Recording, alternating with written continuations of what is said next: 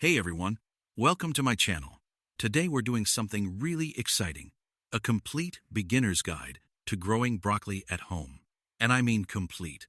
We're going to cover everything from picking the right variety, preparing your soil, choosing where to grow it, dealing with pests, troubleshooting problems, and finally harvesting your own fresh broccoli right from your backyard or balcony.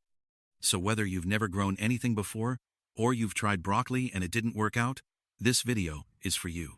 Stick around, because we're going all the way through it, step by step. Why grow broccoli at home? Before we jump in, let me just say broccoli is one of the best vegetables you can grow at home. It's packed with vitamins and nutrients. It tastes so much fresher when it comes straight from your garden. And once you understand what it needs, it's actually not that hard to grow. A lot of beginners are scared of it, but by the end of this video, you're going to feel totally confident. Let's go. It's choosing your variety. Okay, first things first, not all broccoli is the same. There are actually several different types, and picking the right one can make a big difference depending on where you live and what you're going for. The most common type is Calabrese broccoli. This is the classic one you see in the supermarket. It produces a big central head and then keeps giving you smaller side shoots after you harvest. Great for beginners. Then there's sprouting broccoli. Instead of one big head, this one grows lots of small florets over a long period of time. It's great if you want a continuous harvest over several weeks. If you're short on space, look for compact or dwarf varieties like Waltham 29 or Green Magic. These are specially bred to grow in smaller spaces like pots or raised beds. And if you want something a little different, try Romanesco broccoli. It looks like a green spiral galaxy and has a slightly nuttier flavor. It's a showstopper in the garden and on the plate. My recommendation for absolute beginners? Start with Calabrese. It's reliable, fast, and easy to manage. The best time to plant. Now, timing is really important with broccoli. Broccoli is a cool weather vegetable. It does not like hot weather at all. Heat causes it to bolt, which means it skips straight to flowering before the head even forms properly, and the flavor turns bitter. The best time to plant is either in early spring, about 4 to 6 weeks before the last frost, or in late summer going into fall, so the plant matures during cooler temperatures. In mild climates, you can even grow it through winter. If you're in a hot climate, focus on fall planting. If you're in a colder area, spring planting works great. Avoid planting in the peak of summer heat. Broccoli will just suffer. Soil preparation going deep. This is one of the most important steps that beginners skip over, and it can make or break your results. Broccoli is a heavy feeder. It pulls a lot of nutrients out of the soil, so you need to give it a strong foundation to grow from. Start by loosening your soil about 12 to 15 inches deep. Compacted soil stops roots from spreading out and blocks drainage, so take your time with this step. Broccoli loves soil that is rich in organic matter. Before you plant, mix in a generous amount of compost, about 2 to 3 inches worked into the top layer of soil. Compost improves drainage, adds nutrients, and feeds the beneficial microorganisms in your soil that help your plant thrive. Now, let's talk about pH. Broccoli prefers a soil pH of between 6 and 7, slightly acidic to neutral. If your soil is too acidic, add a little garden lime to bring it up. If it's too alkaline, sulfur or peat moss can bring it down. You can grab a cheap soil pH tester from any garden store. It's worth a small investment. One more thing, broccoli does not like waterlogged soil. Make sure your planting area has good drainage. If water tends to pool in your garden after rain, raise your beds up or add more compost to improve the structure. If you're starting fresh with no existing soil, a good all-purpose mix for broccoli is 60% quality topsoil or garden soil, 30% compost, and 10% perlite or coarse sand for drainage. That combination gives your broccoli almost everything it needs right from the start. Growing methods. Pot versus garden bed versus raised bed. Now, let's talk about where you're actually going to grow your broccoli, because this matters a lot. You've got 3 main options, and each one has its pros and cons. Option 1. Growing in pots. This is great if you have a balcony, patio, or very limited space. You can absolutely grow broccoli in a container, but you need to go big. Use a pot that is at least 12 inches deep and 12 inches wide per plant. Broccoli has a deep root system and needs that room. The downside of pots is that they dry out faster, so you'll need to water more frequently. The upside is full control. You can move your pot to chase the sun or bring it indoors if there's a surprise frost. Option 2. Growing in a garden bed. This is the most traditional method and works really well for broccoli. You have more soil volume, which means more consistent moisture and nutrients. Space your plants about 18 inches apart in rows, with about 24 inches between rows. This gives each plant enough room to spread out and get good airflow, which reduces disease. The downside is you have less control over soil quality unless you've been building it up over time. Option 3. Growing in a raised bed. Honestly, this is my favorite method for broccoli and most vegetables. A raised bed gives you the best of both worlds. You control exactly what soil goes in, drainage is excellent, the soil warms up faster in spring, and you have less competition from weeds. If you're serious about growing vegetables at home, a raised bed is a great investment. Even a simple one made from wood planks works perfectly. Aim for at least 12 inches of depth for broccoli. So to summarize, pots if you have minimal space, garden beds if you have an established garden, and raised beds if you want the best results and are willing to set it up. It's starting your seeds. All right, now let's actually get planting. Fill your seed tray or small pots with a fine potting mix, not garden soil, because it's too heavy for seedlings. Make a small hole about half an inch deep and drop in 1 or 2 seeds per cell. Cover lightly with soil and water gently. You want the soil moist but not soaking wet. Keep your tray somewhere warm, around 65 to 75 degrees Fahrenheit, or 18 to 24 degrees Celsius. You should see sprouts appearing within 5 to 10 days. Once they sprout, move them to a bright sunny spot. At this stage, they need at least 6 hours of light a day, or they'll get tall and leggy trying to reach the light. Jane transplanting. After 4 to 6 weeks, your seedlings should be 3 to 4 inches tall with a couple of true leaves. They're ready to move to their permanent home. But before you do, harden them off first. This just means getting them used to outdoor conditions gradually. Put them outside in a sheltered spot for a few hours each day for about a week, increasing the time slowly. This prevents transplant shock. When you're ready to plant, do it in the evening or on a cool, cloudy day. Dig your hole, place the seedling in, and bury it slightly deeper than it was in its pot.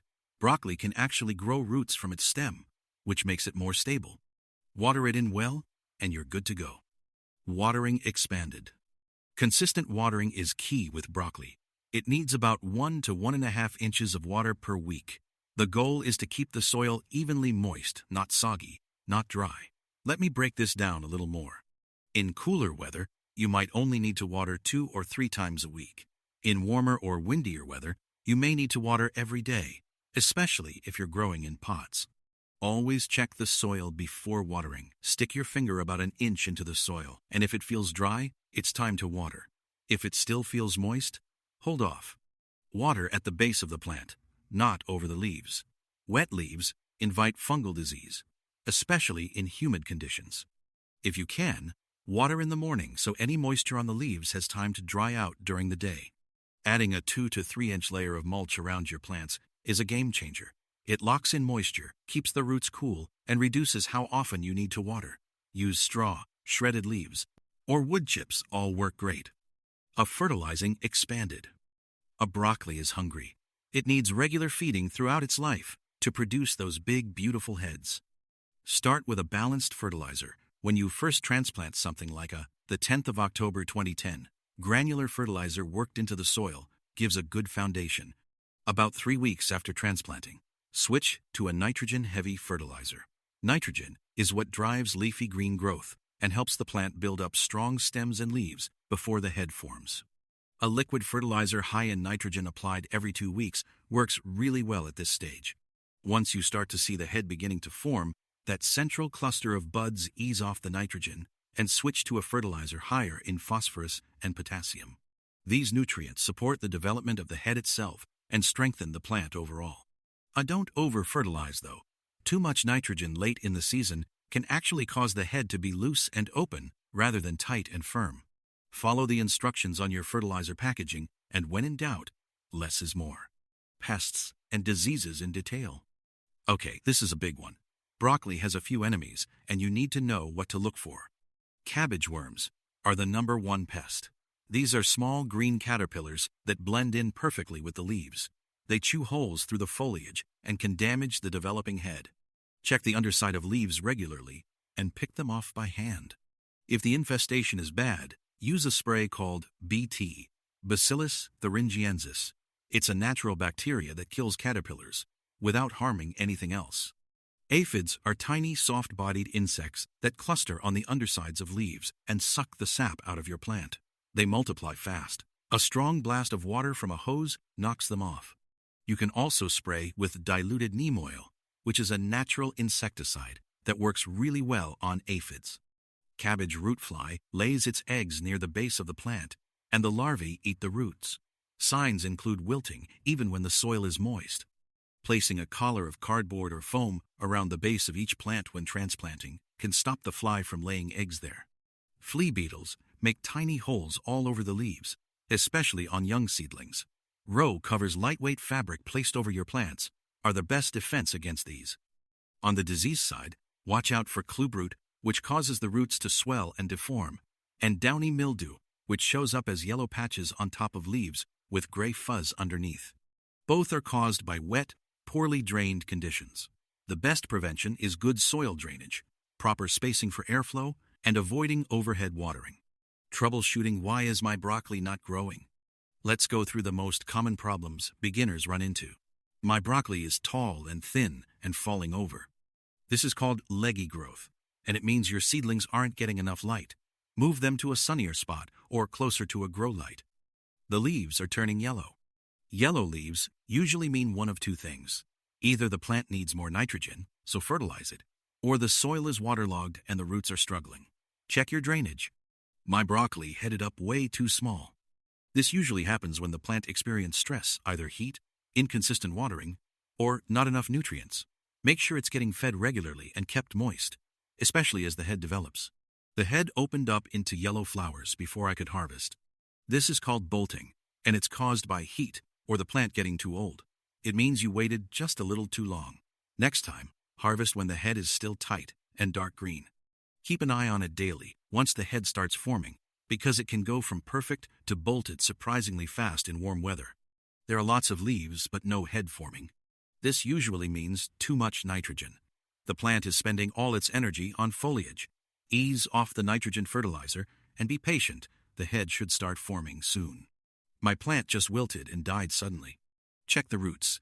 If they look brown and mushy, that's root rot from overwatering or poor drainage. Unfortunately, there's not much you can do at that point.